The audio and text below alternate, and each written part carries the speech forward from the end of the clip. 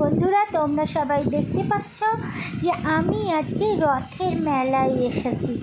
তো সত্যি কথা বলতে কি বলো তো, মানে আমি তো বেশি বেরোই না বলে আমার সেরকমভাবে কোনো ভিডিও বানানো হয় না, বারবারই এই একই কথা তোমাদের সঙ্গে আমি শেয়ার করি। বাট একটা কথা কী বলো তো, আমি হচ্ছে আজকে রথের মেলায় এসেছি বলেই আমি আজকে তোমাদেরকে এই ভিডিওটা দিতে পারলাম। সরি, আমি বারবারই বলি, তোমাদের কাছে আমি অনেক কৃতজ্ঞ যে তোমরা আমাকে ভালোবেসে আমাকে অনেকটা এগিয়ে নিয়ে গেছো। আর একটা কথা এটাই যে আমি ঈশ্বরের কাছে সবসময় কামনা করি তোমরা সবসময় ভালো থাকো। আর এই রথের মেলায় তোমরা অনেকেই এসেছিলে, আমাকে হয়তো অনেকেই দেখেছো, আর আমি তো সবাইকে ঠিক চিনি না। আর যারা হচ্ছে ধরো আমার এলাকার বাইরে, তারা তো আমাকে চেনে না, তারা আমায় দেখেনি। তবে আমাকে যারা চেনে তারা হয়তো অনেকেই দেখেছে, তবে অনেকেই আমার সঙ্গে দেখলেও সাহস করে কথা বলতে পারে না। আসল কথা হচ্ছে, এটা সত্যি কথা, আমি কারোর সঙ্গে কথা বলি না, ঠিক আছে? সেভাবে যদি কোনো মহিলা হয় তো হয়তো কথা বলি, এমনি কোনো ছেলেদের সঙ্গে তো আমি সেভাবে কথা বলি না, এই জন্য কেউ সাহস করে আমার সঙ্গে কথা বলতে পারে না। তো অনেকেই দেখে বলে তোমাকে দেখলাম। তো ঠিক আছে বন্ধুরা, তোমরা সবাই খুব বোধহয় ভালো এনজয় করেছো।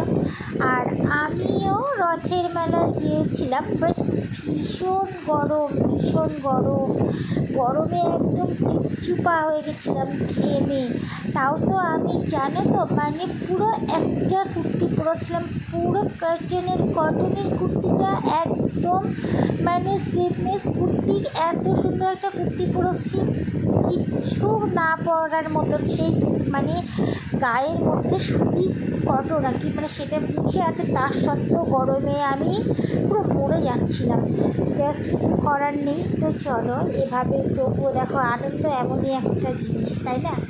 সব সময় মনে হয় যে আমরা যেভাবে যেমন যে রকমই মোমেন্টে থাকি না কেন, আমরা আনন্দ করতে এগিয়ে যাবই সবারই এটা মনের মানে একটা আলাদা রকম ফিলিং যে আমরা সবাই মিলে একটা মজা করব, সবাই আমাদের দেখবে আর আমরাও সবাইকে দেখব, মজা করব। তো দেখতে পাচ্ছি বন্ধুরা, এখানে কত ভালো ভালো পুতুল।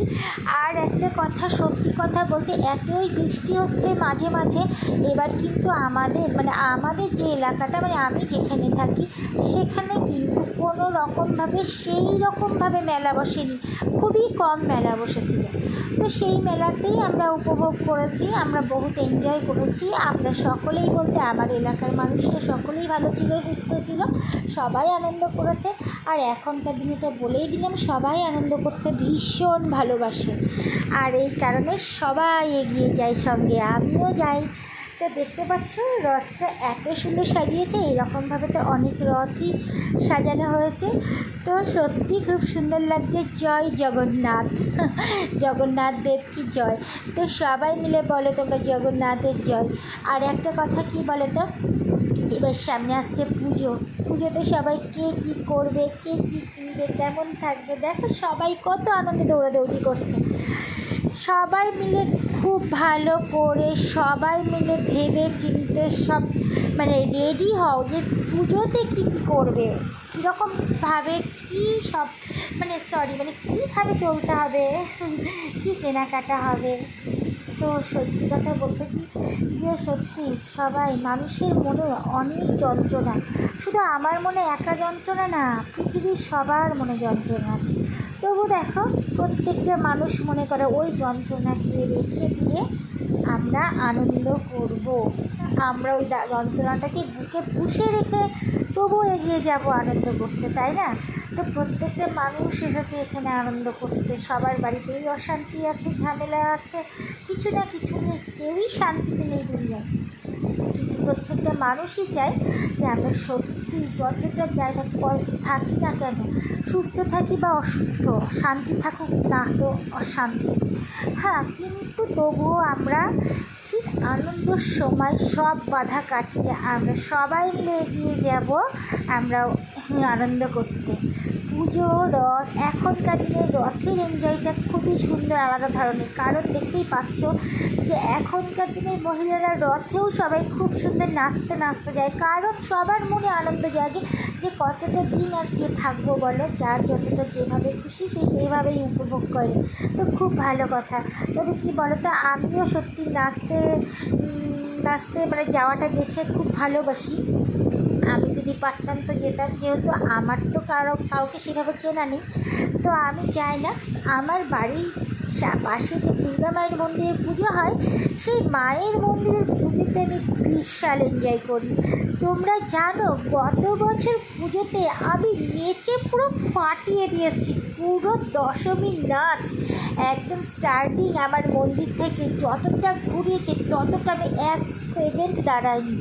অনলি আমি এত নাচ নেচেছি, একবারও দাঁড়াইনি, হাঁপাইনি, পুরো নন স্টপ, মানে একদম নেচে গেছি।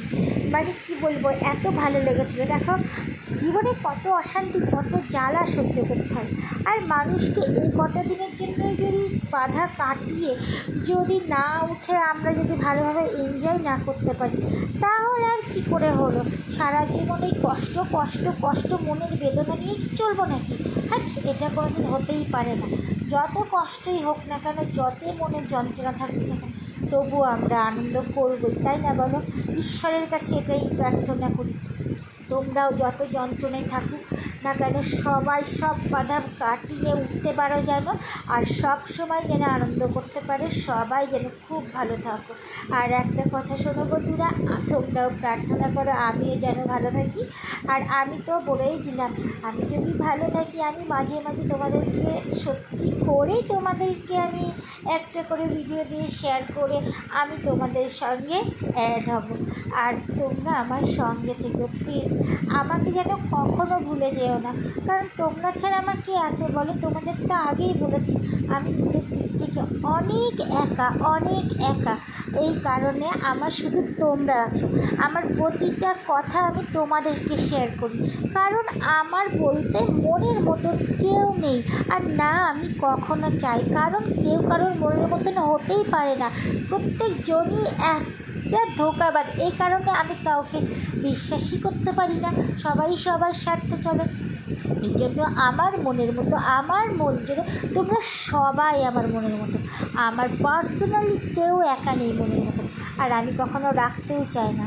আমার একা মনের মতন হলে শুধু একমাত্র আমার ঈশ্বর আছে, আর আমার মা তো একটা ধরো বয়স্ক মানুষ, তার কথা বাদই দিলাম। তো চলো তোমরা দেখতে থাকো। এই দেখো এখানে কত সুন্দর করে মানে এই যে মহিলাগুলো সেজে গুজে এসেছে, দেখো এখানে সব সুন্দরভাবে সাজ সরঞ্জাম নিয়ে নাচতে সব মেয়েদেরকে সাজিয়ে নিয়ে এসেছে। তো দেখতে পাচ্ছ এইবার রথের আইটেমটা অনেকটাই আলাদা ছিল। এরপরের নেক্সটে বোধহয় আরও উন্নত হবে।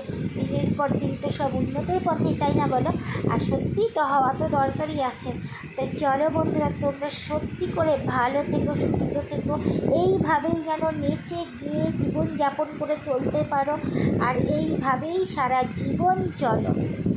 আমি তো বললাম যে এইভাবে না চলতে পারলে কোনো দিন মনের বাধা কাটিয়ে উঠতে পারবে না, তোমরাও পারবে না, আমিও পারবো না। এই কারণে আমাদের মনের যন্ত্রণা চেপে রেখে আমরা এভাবেই নাচতে গাইতে এগিয়ে যাব।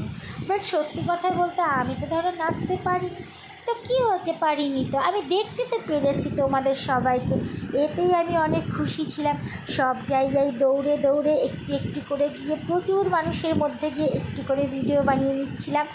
আমি জাস্ট তোমাদেরকে শেয়ার করব বলে, আমি জানি না আমার কোন বন্ধুরা আমার সঙ্গে আছেন। মানে আমি এখানে অনেকের ভিডিও তুলেছি, হয়তো আমার বন্ধুরা এখানে যাদের ভিডিও তুলেছি, যাদেরকেই আমি ভিডিওতে নিয়েছি, তারাও হয়তো কিছুজন দেখতে পাবে যে আমি তোমাদেরকে সঙ্গে নিয়েছি আমার ইউটিউবের ভিডিওতে। তো আর যারা সঙ্গে নেই তারা তো তোমরা দেখতেই থাকো, আর আমিও তো তোমাদেরকে দেখতেই আছি, তাই না বলো? প্লিজ তোমরা আমার ভিডিওটা ভালো লাগলে লাইক কমেন্ট সাবস্ক্রাইব করো। আর একটা কথা, ভিডিও দেখো প্লিজ, আমি জানি দেখো, তাই যদি তো তোমাদের আমি অনেক ভালোবাসি আর সারা জীবন ভালোবাসবো। তোমরা আমার সঙ্গে থাকবে, আমিও তোমাদের সঙ্গে থাকবো। তো দেখতে পাচ্ছ অনেকটা রাত হয়ে গেছিলো জানো, পুরো রাত প্রায় 9:30 10টা বাজতে চলছে। তাও দেখো প্রচুর মানে মানুষ, লোকজন সবাই ছিল, সবাই দেখো লোকের লোকারণ্য,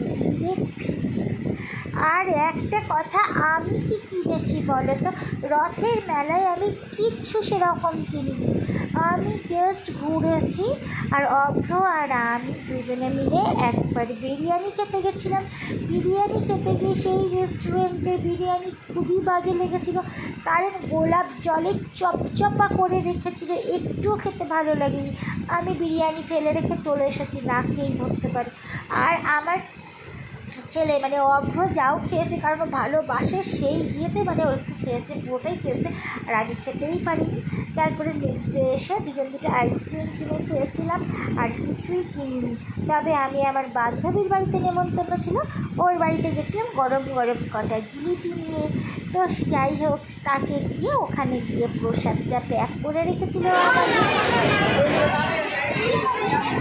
চলে এসেছিলাম। ব্যাস, এবার তোমরা দেখতে থাকো।